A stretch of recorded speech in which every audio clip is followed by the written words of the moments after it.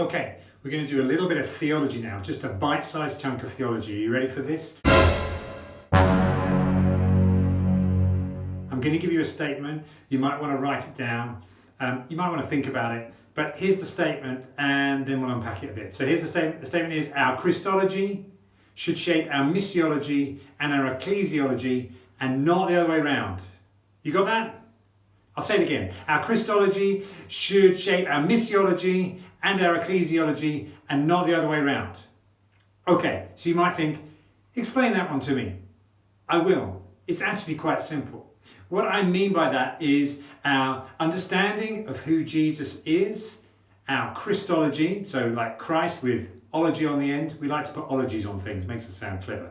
It's just who we think Jesus is and what we believe about Jesus. That should shape how we do our outreach, our missiology, our mission, and the way we do church, our ecclesiology, the way we do things in church, and not the other way round. So, is the penny dropping a little bit? I hope that makes sense. And basically, Jesus should form the model and the basis for the way we practice church and the way we do mission. Obvious, you may say, right? Well, maybe, but maybe not. Because too often, just the way things are, we start the other way around.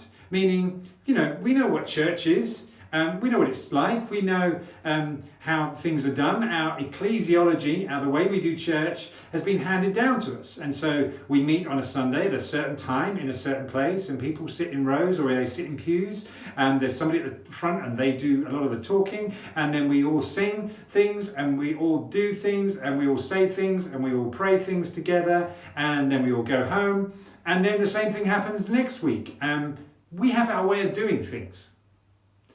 So then our mission becomes, how do we convince people outside the church to join the church and do all the things that we do at the set time we do them and in the way we do them. So that becomes our mission. And so we are trying to fit people into our format of church, if you like. I mean, that's how we will know they're disciples, when they start doing the things that we do. And then this approach, if you take that logically through, then starts to inform who we think Jesus is, because we think, well, Jesus must be like this because this is how we do church. So instead of us singing his songs, we think he must sing our songs. And instead of us believing what he believes, we think he believes what we believe. And instead of us doing things his way, we just think, well, he must do things our way. And instead of Jesus meeting people where they are, we think, well, he meets people only when we meet on a Sunday at 10:30 in the morning. But I hope you've realised, and I'm sure you know, but it's worth reminding ourselves, we must start with Jesus.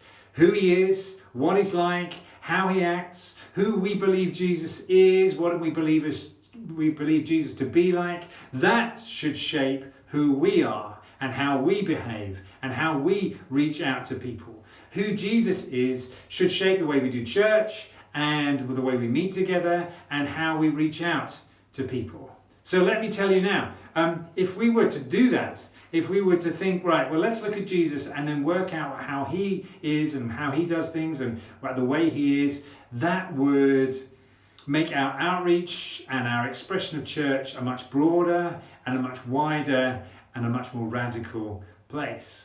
Now, I'm not throwing the baby out with the bathwater in this. I'm not saying that Jesus didn't pray or worship or preach or break bread with people or reach out to people. And he did do those things, just like we do as a church.